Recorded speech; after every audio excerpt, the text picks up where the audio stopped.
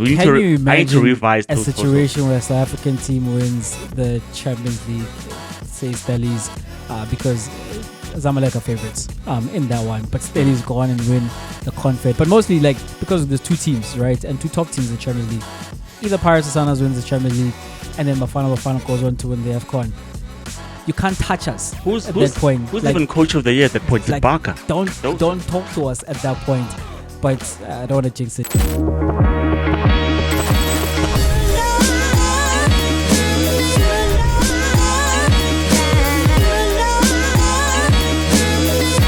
Load shedding is back, making it hard to watch sports, Chuck. But it's temporary apparently. But here we are again. From 2 to 6 in no time. 4 hours of blackness. We saw load shedding affect a football game. Like Kevin Hart was going for his 1000th game there and no more game because lights out. Sorry. But the lights are on right here because even in the face of those trials and tribulations, it is 2UpFront coming through with yet another episode. My name is Jay and I've already introduced Chuck. You good, Chuck? I'm good, man. All good, all black. Hey, the red side. Continue to suffer. Yes, indeed. Yes, indeed. Chuck, we begin with Orlando Pirates, right? Orlando Pirates kept pace with Mamelodi Sundowns, who are threatening to streak away at the top of the PSL log. And we saw something from Pirates we've seen actually under Coach Jose Rivera quite a few times now, right? A late winner to come back in that one. And that winner was scored by Indotelungile, Goodman Musele. And I want to ask you this, Chuck. We know we've been talking in South African football with Pirates at the center. Where is Saleng? What's happening with Saleng? Saleng is needed. We've also said that here on the pod, right? But reinforcements are here. Goodman Musele, as I mentioned, scored the winner in the game against Cape Town City. We saw Undlondlo in the Nedbank Cup. We saw him come on again in the game against Cape Town City. And we saw Ubandile Shandu was out for a long time and he's back following the comeback of Omako as well, who had been out for a long stint, right? The players that are back for Orlando Pirates, is this the cavalry that is needed? Is this the depth that perhaps Pirates have been crying out for in the stretch towards the league and the CAF Champions League conclusion?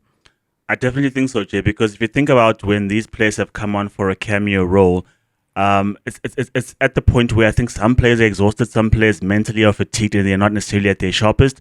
Because prior, take it back a couple of months, when Kogi came on was to replace an injured Sisani. When Sibisi came on was to replace an injured Nda. So it was not necessarily us showing our depth in terms of here's who else we can play. Here's who we have as a backup to the guy who's gone out. But now when you look at players like Ndlondo who've been patient, it's a player who we look to when we're chasing a game in terms of, okay, we're taking off Udlamini or we're taking off Umfukeng. Here's who we're going to play. We're going to play Goodman Musele. So it's now an ace up our sleeve. And that's what depth is basically in terms of when your frontline players can't do the maximum or they've hit a ceiling, who can you turn to? And oftentimes we just stuck to our 11. And basically the idea was that, for me at least, with the tempo the Pirates play at, with the games and the number of games we played so far, we need that depth to come through. And so the PSL does us no favors. I mean, rain affected our game, right? Waterlogged pitch. There's Royal Aim on the schedule as well. Another game postponed. So the games are going to pile up at some point where you need the bodies to try catch up to Mamelodi Sundowns. So I think it's good to see Goodman Musele come back from injury. Oshando, as you listed as well. And also Undlondlo, who's been, as I said, patient, always being named on the subs bench, but never really getting a run out. So I think those guys coming in and also producing, that's the important part. They're not just bodies, but producing. Goodman Musele with the goal to win us the game against Cape Town City. Undlondlo coming in for the entirety of the second half against Baroka. Not Baroka. It was Baroka in the Nedbank Cup. Thank you. So I think those guys, Jay, I think it is good in terms of having those guys, plus putting them in key situations where it's difficult, where you're counting on guys, not just making up bodies. So I think it adds to the Arsenal because we just saw Oras Musta come off the bench, basically. We saw Kabelo Dlamini come off the bench, and that was basically what we saw in terms of subs. So the fact that there are more bodies coming in and they're actually contributing, I'm happy to see that. When you go back to the game against Mamelodi Sundowns that Orlando Pirates lost 4-1, you were looking at the bench and it looked a little thin, right? And when you look at the bench of Mamelodi Sundowns, you were looking at guys who you are thinking to yourselves, if they were in the position that Pirates found themselves in that game, there are players that Coach Miguel Cardoso can turn to go and turn the game. Whereas, as I'm saying, with the Pirates, you did not quite feel that sense of confidence because you asked the question, who do we have? Which is why we were here talking about the fact that, man, Saleng is needed because we know the kind of game winner that he is. But also, like outside of that, just you need bodies if you're going to be competing against the juggernaut of the Sundowns in the Premier League, and then you know the rigors of being in the Champions League, and you're still looking to three-peat, defending your title in the Nedbank Cup. It's going to take a toll, and the Pirates squad was looking a little thin. The football has been exciting, the results have been there, but you wondered how long, and this is something I've wondered out loud in terms of what are Orlando Pirates going to look like in April and May, and this is something that's still a question, but I'm more confident about their chances in terms of keeping up the performances and the levels deep into the season when we go into that late part of the season where champions are decided, in April and in May. And you see a Goodman Musela who's back and he's scoring the goal. You see the first goal against Cape Town City, which was scored by Umabasa. The assist comes from Nkota who's playing on the left in this game, where we've seen him predominantly occupy the right hand side of in terms of being a winger. And now you think to yourself, well, Hoto has been allowed to go into the forward places because Marco is back, and if Hoto is playing on the right wing, then Nkota now doubles as someone who can give rest to Urel. We still don't have an answer for Tito. Essentially, there's not really anyone there who can spot Tito, but that's fine because everywhere else, when you look, as I say, Marco is back. Yes, there's still the injuries to Sesani and Unda, who I think are the starting centre-back pair, because those two who are playing at the moment... No, Maro Antona is stepped up a level this season. I think Utlok is pulling him down. But when as a pair, Chuck, and there's a moment where City were breaking in that game, and Tloki did well. Tloki did well because it was 1-on-1. If that player got through, and he should have passed, actually, there was a goal there. And the way that I saw Pirates play in that game, and I think they're going to play like this going forward because they have to win games. Like Rivera is taking more risks where he's pushing up both fullbacks at the same time. He's leaving the two centre backs, so the rest defense is questionable, and that defensive line is high and sometimes in the opposition half because he's looking to get the results, right?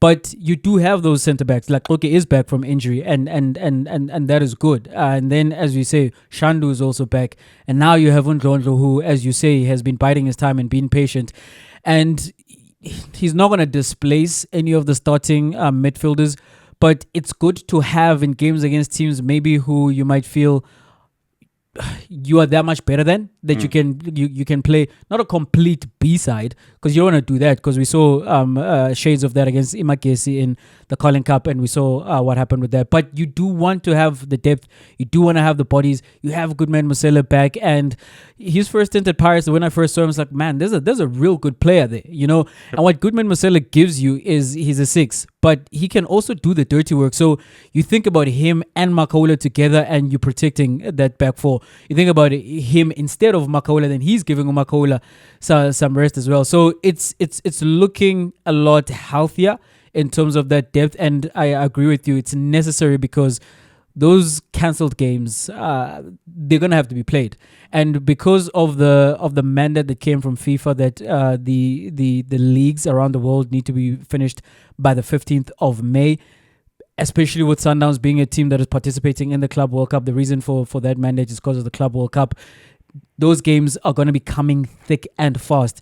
Cardoso, the coach of Sundowns, was saying to a friend of his who's coaching in Europe, was talking about the fact that I have 5 games in this month. He says, you should come here. We have 8 games in a month. It is unheard of, So the fixture congestion is there, we know, because of the late start to the season and everything else that has happened. So it is something that was necessary for Orlando Pirates, and now they do have those legs, Chuck, and I think they've come right on time. Yeah, I think they've come right on time, Jay, because I'm thinking about what you're saying now, and I think we've had this conversation on the side in terms of Pirates can play their forward offensive football against lots of teams in the league because there aren't too many goals that they're going to concede. Not too many teams are going to score 2-3 past you. It's just Sundowns. And even then, it was not a result of their playing style. It was because they didn't show up at Loftus. And so I think the risk will pay off more often than it doesn't. And even when it doesn't, as you said, we've got bodies. We've got Goodwin Salah if we need more cover for the defense. You've got Undlon if you want to score more goals or chase the game. So I think this is what it's going to look like. And also give us a different look going to the CAF Champions League, because we're only playing in April. Like a Troyans, but it's only going to play much later. CAF, fix your story. We want to play these games and get them out the way already. But I think in this period, Jay, with the depth that we have, you get different looks in terms of when we play home or when we play away.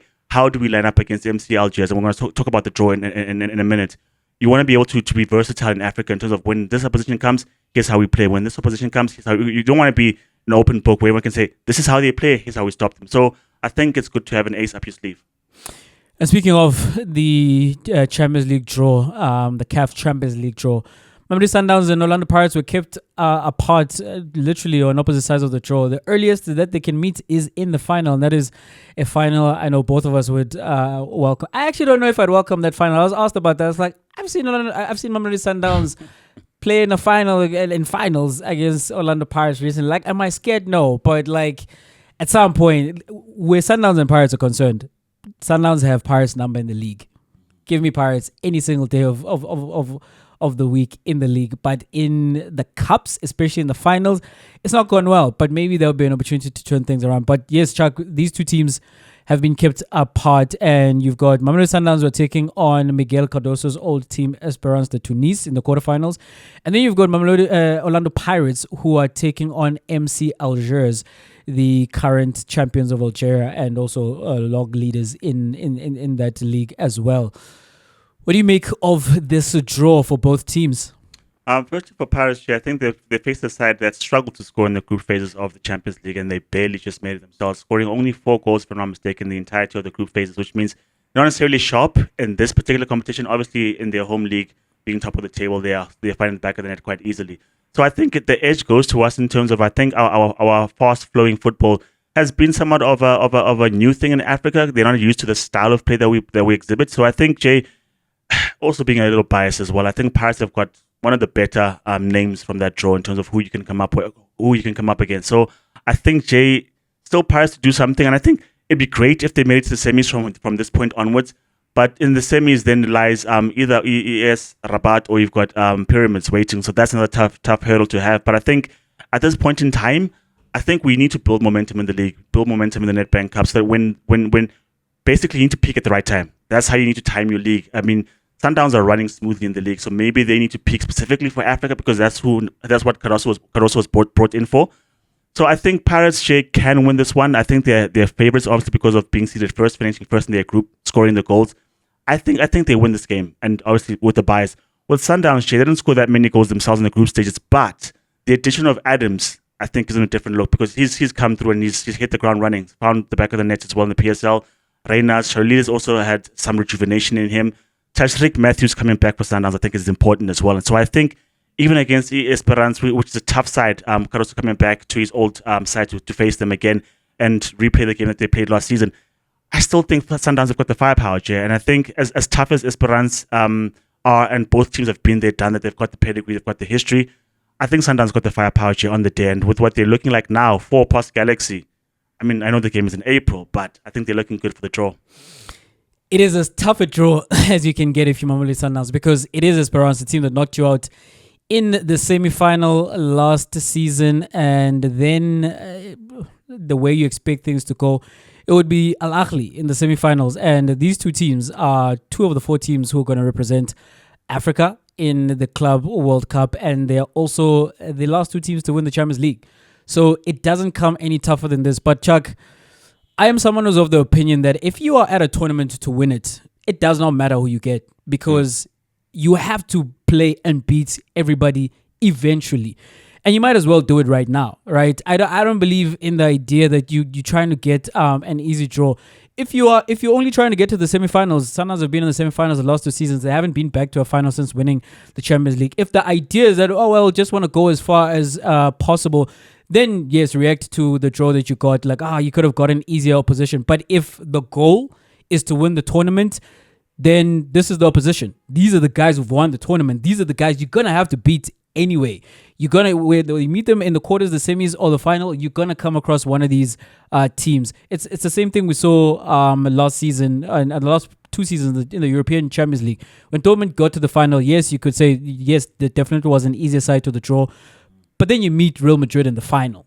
You know, for them, maybe where they didn't start the campaign as thinking of winning the Champions League, that's a good season, you know. But that's not the mandate at Mamelodi Sundowns. And with regards to the quarterfinal opponent, specifically Esperance, this is the old team of Miguel Cardoso. Miguel Cardoso is at Sundowns to win the Champions League. Let's not mince things. Let's not get it twisted. Let's not have different ideas. Yes, the league is important. And as a Sundowns fan, I'm someone who's never going to take winning the league for granted.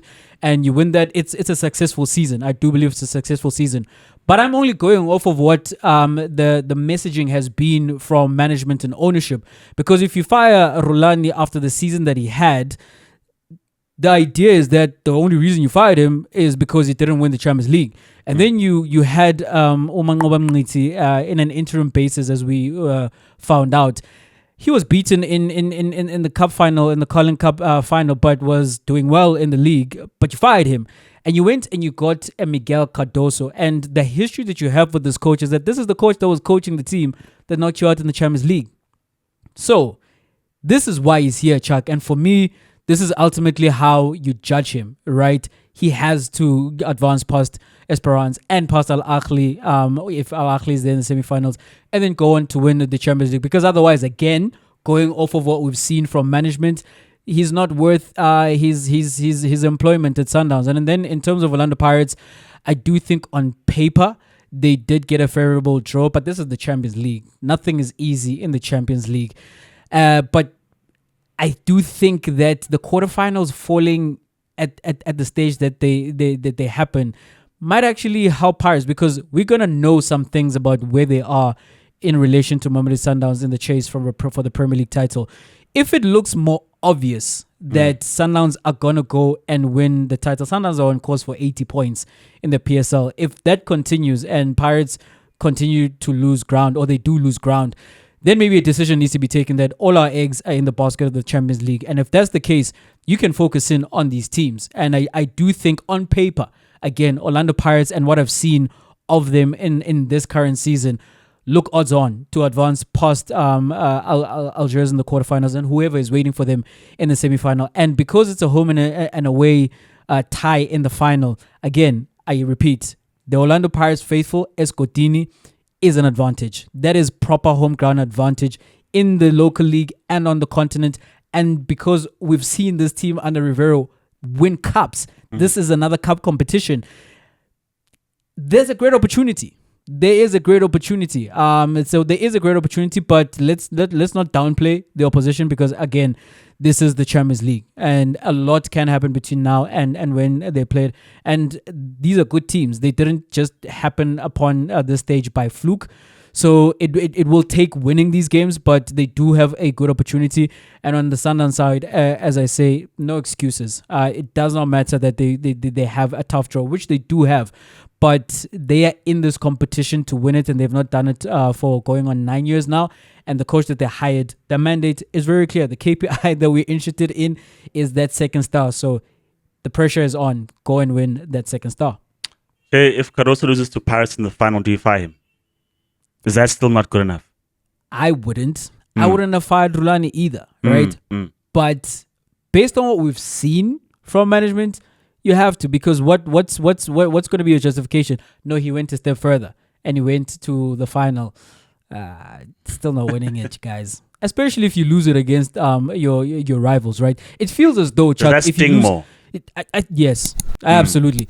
And I'll tell you as a fan, as someone who lived through, what was it, 21 years of we are the only team with a star. We're going to hear we're the only team with 2 stars, and you guys have been in the Champions League so for so long. You've been qualifying out of the group stages, and then we are back for the first time in however many years, and we just go and do what we do and win a second star.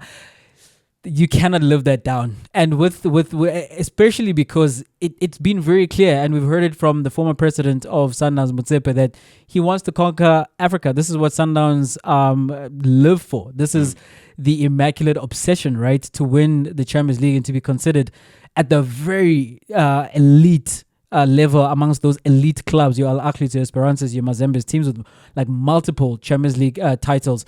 So a Pirates who we've had this conversation. You said this to me. You would like to win the league. You know, the Champions League would be nice, but you want to be relevant in the league where you're not finishing 20 plus points behind Sundowns. So for Pirates, I feel like Pirates are playing with house money, and this is the goal I set for them at the start of the Champions League campaign, that I just need them to go past the group stages. We're here now, and of course we are revising targets, right? But I think a Pirates getting to the semi-final and being knocked out at that stage is very different from Sundowns getting to the semi-final and being knocked out at that stage. So if Pirates go on to win the Champions League and they beat Sundowns, it kind of doesn't even matter what happens in the league, Jack, at that point, because now the narrative is you've lost now 4 finals, 3 finals against Orlando Pirates and Coach Jose Rivero, and the third one being the thing that you go into the season marking as this is what we are starting out in the season to do. Yeah. So yeah, Chuck, it would be more painful, because as I think everyone kind of accepts when they lose against Al Ahly, like, well, it's Al Ahly. It's like losing against Real Madrid. You know, it's like, yeah, it stings, but it's Real Madrid. That's their thing. It's their thing. They own this competition. Every time they get to the final, it's their thing. But I think, Jay, it's almost like the Man City thing in terms of you put money into it, you put the best players, the best coach, and you want this particular piece of silverware. And for as long as you meet Real Madrid and Chelsea and you don't get there, it doesn't make it better. You have to go all the way, and I think that's where Sundowns are in terms of their aspirations on the continent. But I think also touching on Stellies versus Zamalek, right? That's what they drew. It would be good for South African teams to be good once again, and not just Sundowns, but South African teams to be good on the continent once again, where we can then say once again, but for the very first time, where there's more than just one good team on a regular basis. I think that is good for our football, good for our players. It's good all around, Jay. And I think obviously the prize money will be good as well. So I think, Jay, this season might be special for all South African teams, but special for Sundowns if they win it. Also for Pirates, man. Can you imagine a situation where a South African team wins the Champions League, say Stellies, because Zamalek are favorites in that one, but Stellies go on and win the Confed. But mostly like because there's 2 teams, right, and 2 top teams in the Champions League. Either Pirates or Sundowns wins the Champions League, and then Bafana goes on to win the AFCON. You can't touch us at that point. Who's even coach of the year at that point? It's like, Barker. Don't talk to us at that point. But I don't want to jinx it. Maybe let's not look that far ahead. But Chuck, in the present, going to England, what happened is what felt like has happened weekend after weekend, and some midweek games where it's Liverpool, they're winning a game, and the star of the show is Mo Salah. Mo Salah scored and assisted in a record-equaling 11th Premier League game of the season. There are still 11 games to play in the season. He's already got 40 plus goal contributions this season. The second time he's done that. The first time since his first season. And overall in the season outside of the Premier League, he's got 50 goal contributions where it's 30 and 20. In the league itself, he's the first player to score 25 goals and get 15 assists. Is this the greatest Premier League season on show before our very eyes from one Mo Salah? It probably is, Jen. The issue with me is that it's because I don't particularly like Salah. It's not like at the top of my list of best players that I've seen, and that's the issue, because it probably is that stats-wise. It probably is that in terms of his contributions. It probably is that when you look at he's almost single-handedly driving Liverpool to the title. And when you look at that, you're like, but it's not Hazard. It's not Ronaldo. It's not Rooney. It's not, And I think he suffers because of that from my position at least. But Jay, when you look at the fact that record of 11 goals in a row, that was Vardy, and he had matched Van Nistelrooy, who was in a title-winning team, and Vardy in that run won the league himself. And so they're about to do it. It looks, at least with the points cushion that they have at this point, that they're going to do the very same thing. And when I look at his PSG, that I think it's a bit harder for Mo Salah to do what he's doing consistently, because if you look at the other stars of the world, Jay, Mbappe's got Vinny as his running mate, and they're running amok, right? But there was a point in time where Mbappe had slowed down, a point in time where Vinny had injuries or suspensions, but Mo Salah kept going. Harry Kane has slowed down. Lautaro Martinez has slowed down at some point, but Mo Salah kept going, and that's the thing. That's why he's on 40 goal contributions, that he just keeps going. Doesn't matter if you give him Jota, they will score together, or he'll assist, or if you give him Darwin Núñez, if you give him Szoboszlai, it doesn't matter with Mo Salah on the right. And against any and everyone, Jay, he'll score against, whether it's Man City on the weekend, whether it's Liverpool, whether it's United, whether it's Arsenal. That's the only team he hasn't scored against, it feels like. It might just figure out how to do that as well at some point this season.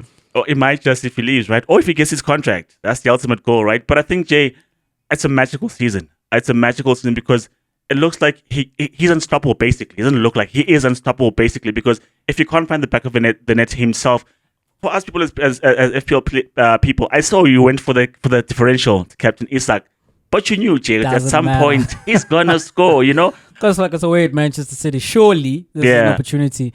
But I Mo think Salah's impervious to all of that. Jay, to answer your question, man, I think this is one of the greatest seasons because anything and everything, whether it's a penalty, whether it's a set piece, is there. Like if you look at the set piece that was worked against City, that was genius, right? And the flick to Szoboszlai to score, all those things that they're doing, Jay. The team doesn't necessarily look like they're purring or they're great all the time. They get wins. Key to it is Mo Salah. And so, Jay, just the numbers alone, just the output alone, just the fact that he is their main driving force, it actually has to be because, as you listed, there's still games to go. There's still more time to rack up those numbers and get. I mean, when Haaland hit 50 goals, we're like, this is untouchable. He's about to replicate another season where you look back and you're like, how long will this record stand? We'll probably die before someone else touches that record. So it must be, Jay. It must be. You know what, Chuck? There's a point where the numbers are insurmountable. There are metrics and there are values in football where it kind of doesn't matter what's happening around. Like, you cannot look past these numbers. I'm a guy who does not list Cristiano Ronaldo as one of his favorite players of all time. But in my list of greatest players of all time, he's top 2, top 3. Because at some point, you cannot deny and argue against the sheer numbers and what they lead to, right?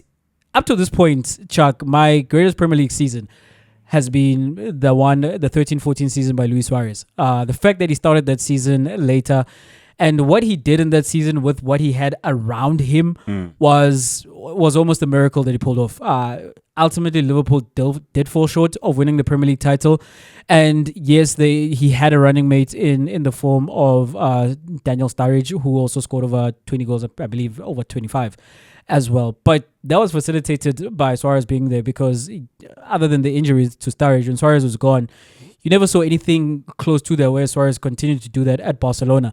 And I remember that season, Chuck, so vividly and thinking to myself continuously when I was watching him scoring and carrying the team in those games that this is a tour de force. This man is carrying this entire team on his back to a Premier League title and is about to do, in my eyes, the most impressive carry job. You can never single out a player and say he's doing anything single-handedly in football. There's too many players and there's too many moving parts. But that was the closest thing to it when I was watching it in real time.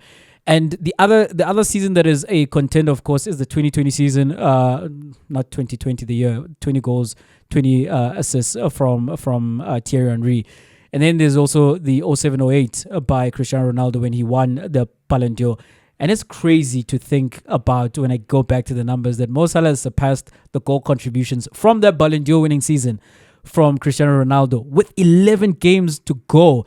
And I mentioned the numbers in relation to performance because Suarez wasn't just getting those goals, right? And the ratio of goals per match and even the assists when you add that to that. But it was the performances. Like he was carrying that ball from midfield at times. It was scoring some crazy volleys. He had like crazy controls, scoring free kicks. The most perfect hat-trick I've seen against Norwich like as well. And you don't quite get that from Mo Salah. And I love how he's actually so self-aware because he's on the record recently talking about the fact that the greatest advice he's ever gotten in football was from Arsene Wenger, telling him that he needs to stay focused in the game because he says that even though he might not have the momentum at times, he knows that there's going to be an opportunity that comes and he's going to snatch it up. And football is about moments. It is a hard game to score in. And Mo Salah continues to show up in those moments and he does not miss. The man never misses. And the caveat that is going to take it over the top for me over that Suarez season is the fact that they look like they're going to win the league. And the trinket at the end of it, the pot of gold at the end of the rainbow, where you are lifting that Premier League title, it does eventually trump that, because I speak about the Suarez season and I talk about how he came close, right? But Mo Salah is in a team now doing things he hasn't done and is surpassing that since that first season at Liverpool. And his initial stint at Liverpool, he was playing with Mane. He was playing with Firmino. They could take attention away from him with regards to defenses, and he was freer to do what he's doing. And that was his first season, and it was maybe a bit of an unknown component. Everybody knows Mo Salah now. You know, Liverpool are trying to go through that, man. His partners in that front three. It is either Darwin Núñez, Diaz, or Gakpo, or Jota. They're in and out because of injury. They're in and out because of form. The mainstay is him. The midfield behind him, we've had Wijnaldum, we've had Henderson. They've moved on. There was a question, who's playing behind Mo Salah? And there is now Gravenberch. There is now McAllister. He still has Trent behind him. There has been change, but the man has only continued to get better. It does not matter who his supporting cast is, and he's doing this. He's continuing to do this under a new coach. How is he going to play with him? Doesn't matter, right? He continues to do his thing and do it at a crazy good level. At the end of this, I'm definitely going to say, because I do think Liverpool are going to win the league title, that it is the greatest Premier League season of all time. Maybe I'm still hanging on with a thread to that Suarez season, but as I'm saying, Salah is inevitable, man. Yeah, I think I fully agree with what you're saying, because if you look at all the times he's fallen short, because you won the Champions League but not the Ballon d'Or, won the league but not the Ballon d'Or. This time with the numbers looking what they're looking like they do, with where they are in the league and what they're looking to do in the Champions League as well, it's on the verge. It's on the verge, and if it's an all-round great season, you can't hammer the man. But you're looking at City, right? The guys in the Pep Guardiola are not bright, and I mean, testament to Mo Salah, right? In terms of whether it's a good team, whether it's a bad team, he will score. You'll find the back of the net. But Pep's had problems, and they've been season long, whether it's injuries, whether it's just form. Jay, do you think he needs to refresh the squad, or do you think it's just a matter of them being tired and then next season they'll be fine? The squad absolutely needs to be refreshed, and it probably needed to be refreshed the season before last, but they were able to squeeze one more title run out of him. It's like that last Manchester United season under Sir Alex, where it's not suddenly that team became bad. Sir Alex was like a special manager, right? But he really squeezed the last bits of them, and he left the cupboard bare.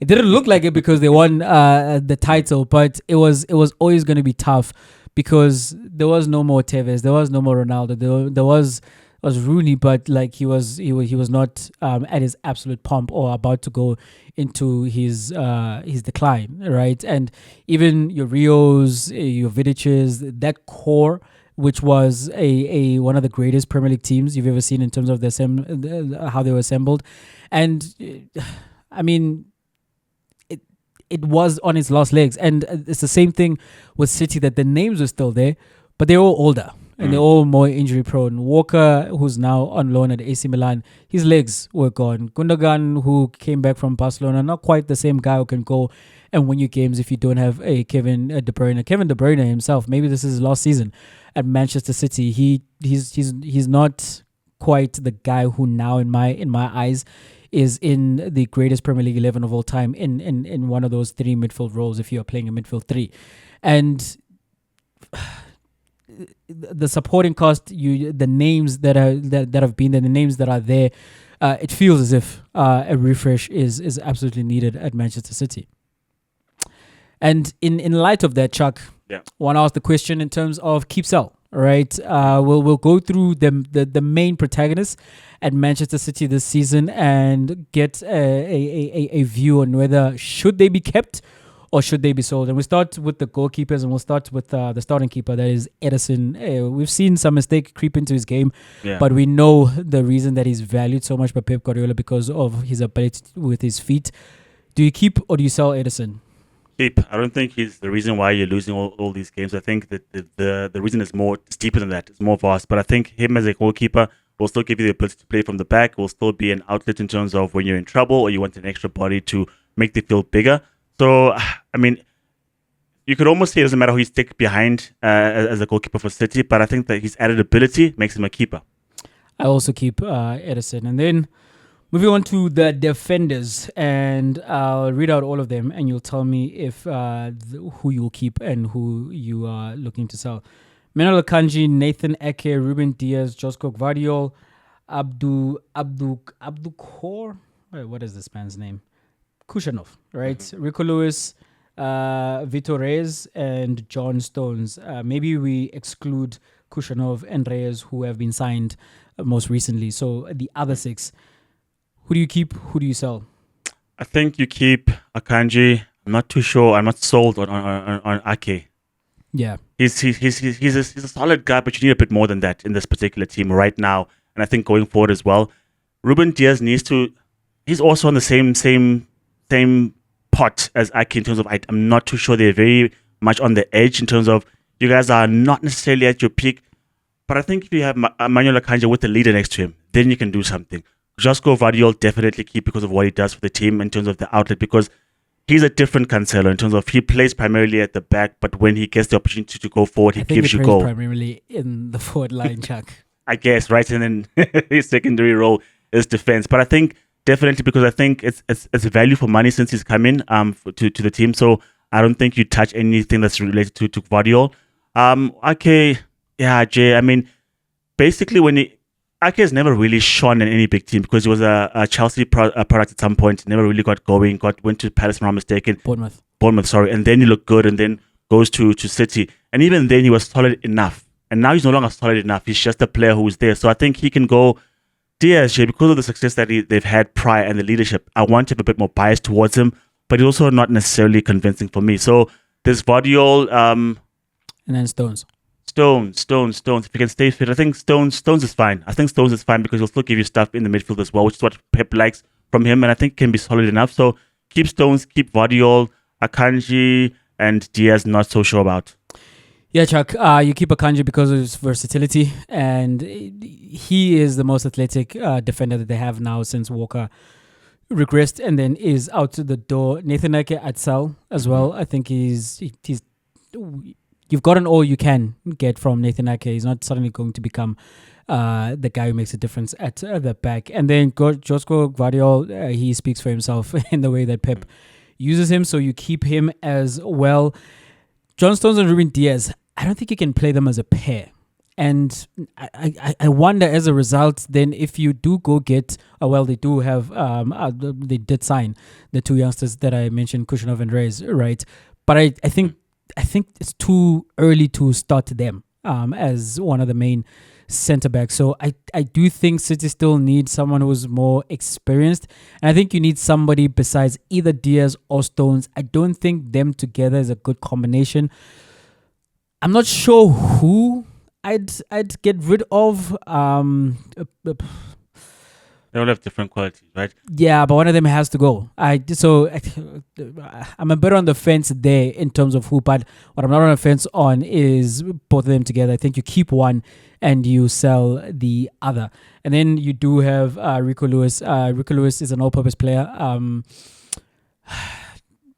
actually sell him as well. I'd actually sell him because he's a midfielder who plays as a fullback who then inverts into midfield. I don't think he's good enough to start long term for City in the middle. I don't think he's a defender, so he's not someone you're going to give a position to at the back there. He works very well under Pep Guardiola because of how Guardiola coaches and how flexible he is with his tactics. So if he kept him, I wouldn't be mad at that, but I don't think he's someone who's going to feature very strongly in the future. So for that reason, I'd sell him as well. I'd say I'd keep Lewis J just on the basis of that versatility, because we don't know when everyone's fit, he's not playing either in midfield or defense. But if someone goes down, he knows the system. He's a good plug and play. Not a starter, but young enough, and I think you'll get something from him for years. And then in terms of the midfielders, Chuck, and then we'll group the wingers with the forwards. But in terms of the midfielders, the options there, whether to keep or sell, are Kevin De Bruyne, Oscar Bob, Phil Foden, Ilkay Gundogan, Mateo Kovacic, James McAtee, Nico, as well as Rodri and Bernardo Silva. Where do we put Mateus Nunes? Midfielder, winger? I think because of his previous role at Wolves, he was a midfielder. I think that's where. So we'll include him as well with the Yeah. midfielders. Cool. Okay, so Mateus Nunes, yeah, since we just start or since we started talking about him, yeah, I don't think it's quite worked out for him. He's been on the beating basically. He's like a Calvin Phillips kind of a thing in terms of not really good enough to start, and when he has gotten his chances, doesn't really give you much. So I don't think you keep a player like that, especially if you need a refresh, right? And of the players that you listed on whole, on Mass rather, I think you keep definitely Oscar Bob, who's been injured, but I think the glimmers that we saw preseason and what we think he can do, you want to wait and see what he can bring to the party. So Oscar Bob definitely keep, right? Phil Foden, I think, has come right when he's finally gotten the game time, and because of what he did last season, on the back of that alone, I think you keep him, right. And that's James McAtee as well. Is it James? McAtee you keep as being one of the young prospects as well. It is James McAtee. Cool. I thought I was talking about someone else in sports. You keep those youngsters, right? Now, the established names in the team, Gundogan was good when he was still there. Went to Barcelona, and when he came back, you're like, it's not the same Gundogan who left the team. And so, by that virtue, you don't keep him, right? Same thing with Kevin De Bruyne. They're no longer match winners for you. I mean, Kevin De Bruyne last season and the season prior, he came on when Haaland was injured or when the team needed a boost. He came on and he won them games. He scored goals, provided assists. Now, whether he starts, whether he comes off the bench, not much. So I think something's changed. The level has changed. His level has gone down in terms of Kevin De Bruyne's form and rather ability for City. And so, I mean, Jay, it's not like, okay, this is an extended time where they've been poor, right? But there were games where City weren't quite at their best. And someone like Kevin De Bruyne would stand up and make a difference. Haaland would make a difference. He's had time and time again, chance after chance, and he's still not doing much for them. So I think it's an end of an era for Kevin De Bruyne. You sell him. Gundogan, Kevin De Bruyne go. Mateus Nunes. Who else am I missing in midfield? Bernardo Silva. Yeah, I think you can keep him. He has not been great like the rest of the bunch, but I think he's good enough to stay. And I think with a new team, we'll obviously add to that. So I think you keep Bernardo Silva, and I think that's the lot of them. Yeah, I think what precipitates a rebuild when you've had the same core of players in there for a long time is moving those players, right? And I do think that the era of Manchester City as defined by Kevin De Bruyne is what has come to an end. So you do move on from KDB and from Gundogan as well. And yeah, you keep guys like McAtee, Nunes as well. I think we've been speaking about guys who are just recently there. Maybe you want to give them some time, but I think Nunes is one of those players where it's not quite the level. I think it's very obvious that you can move away from him. And then Bernardo Silva is another one I would part ways with. I would sell. This is from the perspective of the player. I don't know if there's still an opportunity for him to be a starter week in, week out at Barcelona, but there have been the connections between the player and the club that is Barcelona for a little while now, right? And I think, yeah, he's given City all he can give City, and it'd be something I'd want to see him in a new locale, like a fresh perspective, new team, and see what he can do there. And I think where City are concerned, he has run his race here as well, to be very honest. Then, of course, there's no question around the Ballon d'Or winner. Yeah, sure. They're in this mess, Chuck, because he's not there. And if there was any doubts or controversy about him winning the Ballon d'Or, it kind of this season kind of stands as this is why he won the Ballon d'Or. This is why it's so important to City. I wonder how big a difference it makes. Like, do you think if he was fit, they probably are where Arsenal are? I wonder to myself. Yes, but I do. You think if so? you're asking where Arsenal are, yes. I don't think they'd be with Because Liverpool, the whole team but is I poor, think they'd be yeah. where Arsenal is. And then looking at the guy who was supposed to deputize for him, Kovacic, keep or sell? Kovacic as a third string guy behind Rodri and Nico. I think Nico is the player who's been brought in to spot for Rodri. So again, if it goes like this season where Kovacic is playing a majority of games and he's your starting midfielder, then that's not the guy you're looking to occupy that role. But if he's third string, you know what, Chuck? I was gonna say keep him, but yeah, I think Kovacic. I think he has run his course in England actually as well, so I can see him going to like a Dortmund or a PSV and living out some cult legendary few seasons there and contributing for that team at that level. But at the Manchester City, who want to be challenging for the title again as soon as next season. Yeah, I think Kovacic, if he's your third string guy and he gives you 15 games in a season in the league, then it's cool. But do you really need that? So maybe better on the fence with that one, but maybe move off of him as well. And in terms of the wingers and forwards, of course, we've got Erling Haaland. Mamouche will exclude because he's new to the picture. And then we've got Jeremy Doku. You have as well a Jack Grealish. And you do have as well a Savinho. And yes, I think those are the options amongst the forwards and wingers. Definitely keep Haaland, just because of the numbers, right? It might not give you much outside the box, but the numbers speak for themselves. And definitely, I mean, if you sell Haaland, who else are you going to get to replicate those numbers, right? I mean, they've got Mamouche, but I think that's to either partner them up together or you have either or. So I think definitely keep Erling Haaland. Mamouche, even though he's not counted, I think looks bright enough to keep even seasons going forward. Savinho's just joined at the beginning of the season, and I think he's shown glimmers that you want to at least continue with the experiment and see how far it goes because he's still relatively new. And I mean, he's just joined in a team that's hit a downward curve, and you don't know for what reason they've done this. And I think if you then find a team that's on song, maybe performs better for them because everyone else is more alive, more aware, and they give you so much more. So I think give him more time. But someone who's seen the good and the bad of both sides, like Pep, is Doku. He was there when they were good. He's there now when they're bad. And I think in both forms of or both sides of that team, he doesn't give much. I mean, he was good for the first 5 games, then he came through and he was like, is this the new Mahrez or replicates him or whatever? Not really. And I've given him time. I've looked at him, and yeah, there are times where he's devastating with his speed and with his skills. But I think once you figured him out once in a game, that's it. He doesn't do anything else. So I think with Doku, for me, I'm happy. I've seen all that I need to see. Same thing with Jack Grealish, right? And he's had more time than Doku. He was good in the treble season. But on either side of that, before that and after that, not much. I mean, this season there have been injuries that have come to hamper his campaign.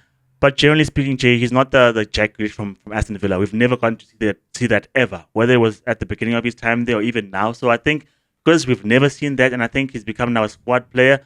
What's Jack Grealish like as a squad player? Not exciting. Not really what you want to watch. So I think Jack can move off. I think Doku can move off. You keep Savinho, definitely Haaland. Yeah, I think you write off the 100 million man as a write-off that didn't quite work out. As you say, contributions during the treble season, but not really set the scene alight, And I agree with all your other assessments, except for Doku. I've learned my lesson. I once upon a time said I think Real Madrid should give up on Vinny Jr. Because he had been there for, I think, 2, if not 3 seasons, and was not looking like the next great Brazilian, and then literally took a leap that following season. At the time when I was ready to part ways with him, it was like 19 or 20. Doku's 22. That's my reason to pause on pulling the plug where he is concerned. Has he been great? No. Has he attracted unfavorable comparisons to an Adama? Yes, he has, but I don't think he's not as bad as Adama. And not that Adama is like terrible or bad, but he is a level above Adama is what I want to say. But because of his age, I still think there's coaching that can still improve him, as well as like experience under his belt. 22 is very young to full on give up on a player. So, and for me, there's much more there in terms of the tools than Nunes, for example. I generally think like Nunes, this is not his level. Whereas with Doku, I'm not yet certain if it is or not. But I think because of the age and because he's so explosive, and we've seen glimpses, I mean, in the game against Liverpool, he was rinsing Trent. Not to say that that's a hard thing to do for a capable winger, but it's at least a baseline to go off of. So I'd keep Doku, but everybody else I'd part ways with. Then finally, Chuck, of course, the man in charge, the man driving the bus, Pep Guardiola. Do you keep or do you part ways with Pep Guardiola? Yeah, Man City were high-flying 4 times out of 5, and they hit a wall. They seriously hit a wall with injuries, with form, with everything, and Pep has been at the helm. But I think if you fire Pep Guardiola, where do you find someone else to rebuild? Where do you find someone else to give you a good side? Because if you look at his Barcelona side, Bayern Munich, you look at this current City side, he knows how to put teams together. He knows how to spot talent. And so if you're going to rebuild and get new talent, fresh faces into the side, you want him to be the visionary in charge of that. So I think you keep him. I don't know for how long. I don't know if he's got a lot more in terms of his time at the game at City specifically, but I think you keep him and definitely have him there for next season.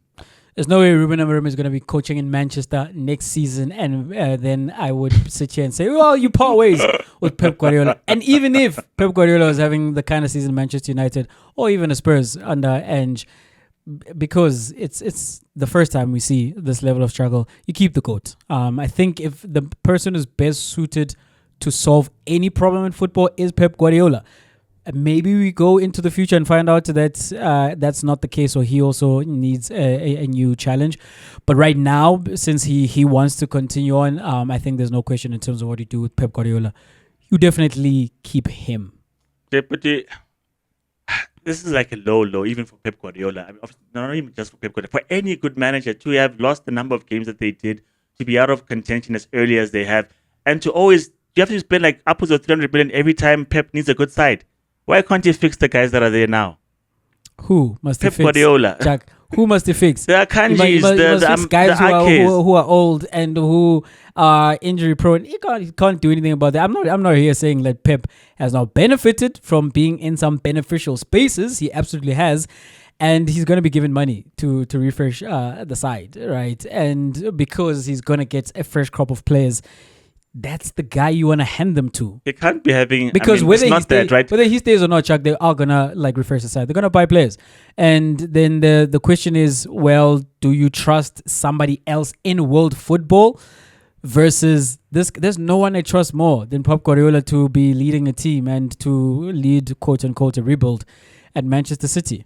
So not because, I mean, as much as you put up a comparison with Ruben Amorim, there was a time when they were really on Ruben Amorim form, and you're like, these guys cannot buy a win or even a draw to save their lives. And to fix that, we have to spend 450, 500 million, because United not going to give Amorim that amount of money. He has to buy 4 or 5 players and make it work. Why would City must he always get that assistance? If he is worth his salt or if he's worth his weight, as managers go, give him 3 players and he should fix the squad. No? My point is, even if it's not Pep Guardiola, they are going to spend that money anyway. So knowing that they are going to spend that money and there will be like however many players that come in, you task that to Pep Guardiola, like, well, you might want to say that to, it's like, man, why do we have to keep buying new players? But you'd say that to the incoming manager as well. So, and the thing is, what history tells you is every time they have like continued to spend huge amounts of money, he's continued to deliver, even the giving them a trope. Because that's the thing, right?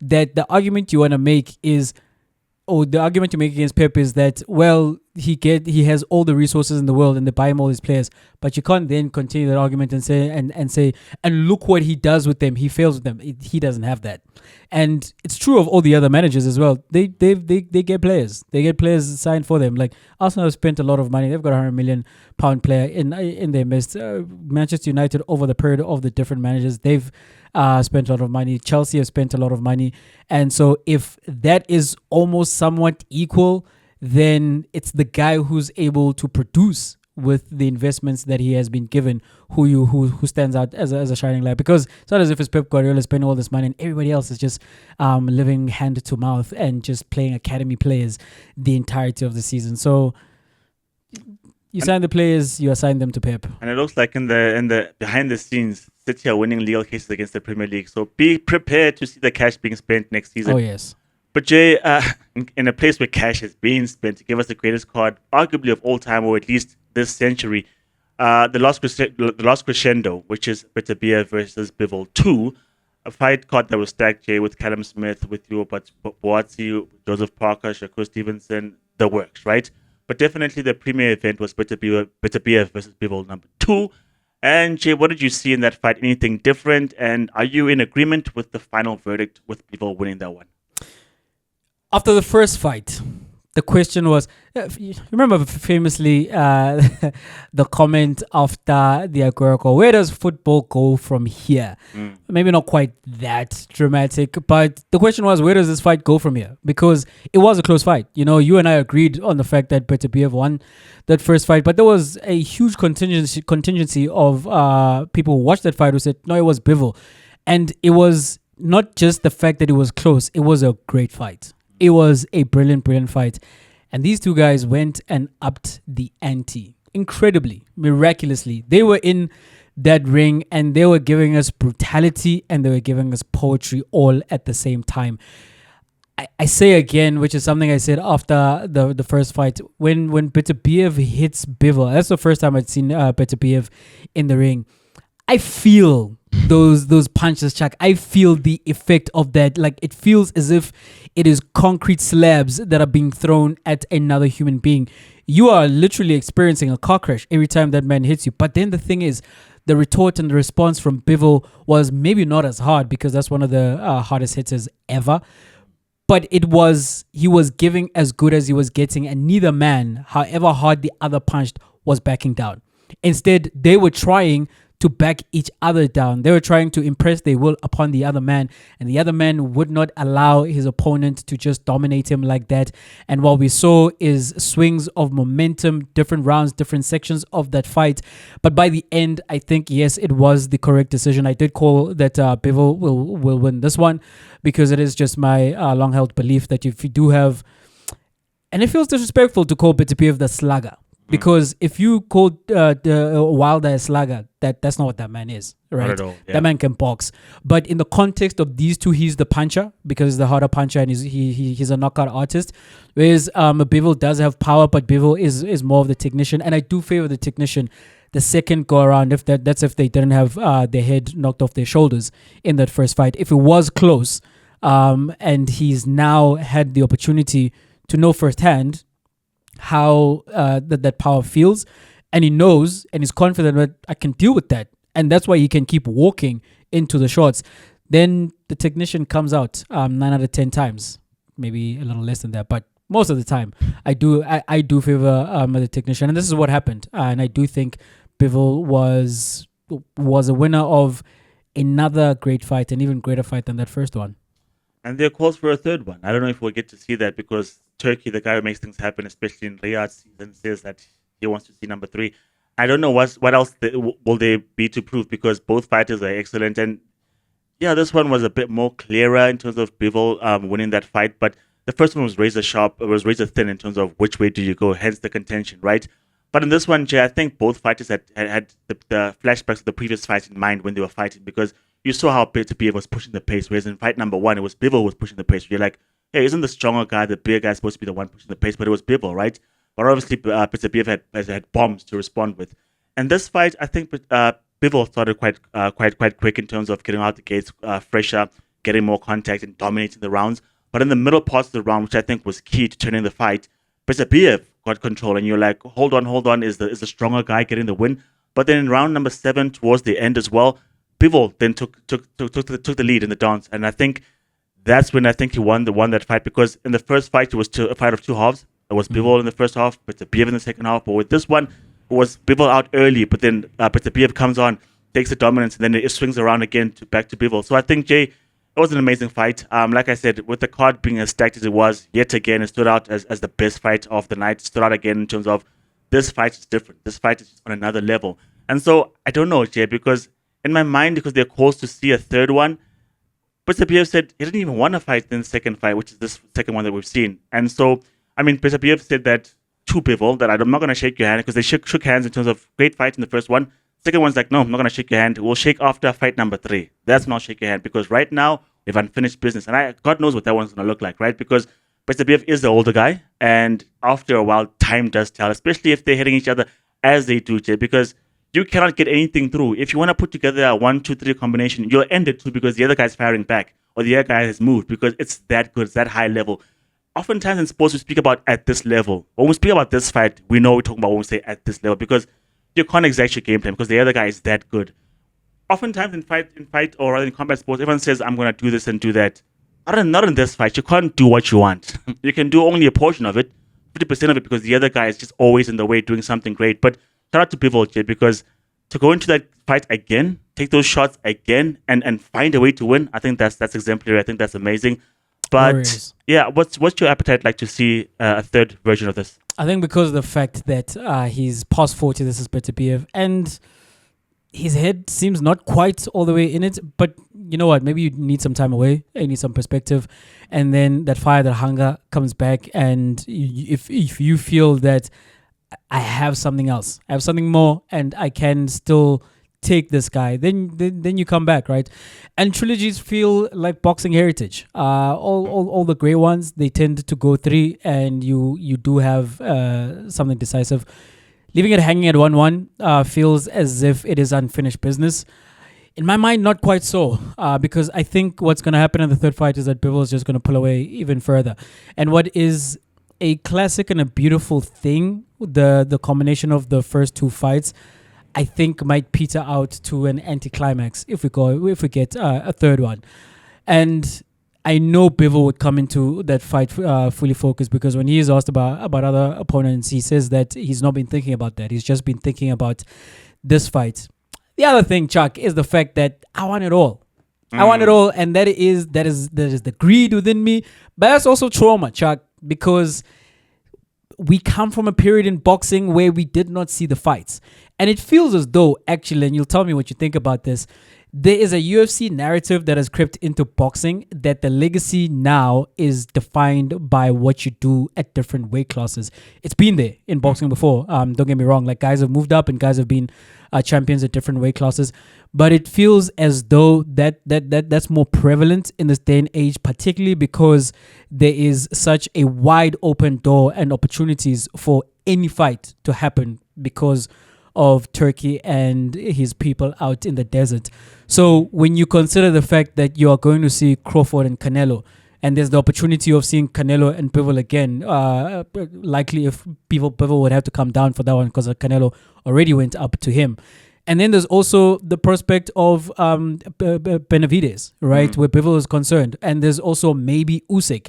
There's a catch weight that they can meet at. And Usyk says that he's got 2 fights left in him. Do I want one of those 2 fights to be Bivol? Yes. And is there an opportunity that might be scuppered by him waiting and having another fight with Beterbiev?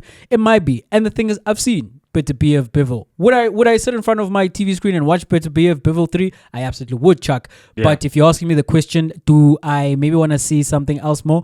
I want to see more stuff more. I don't want either Canelo or Usyk. I want both of them against Bivol. I also want to Benavides, and like, time is not on our side. But for now, this is the end of this particular episode of 2UpFront. If you are new here and you've not done so as yet, please subscribe to the channel, please comment, please like our videos, please share the content far and wide. You can continue seeing us and interacting with us also across all social media platforms. We are at 2UpFront Pod. I am at J_Zulu. Chuck is at Chuck. 2Up from myself, Jay. I'm outie.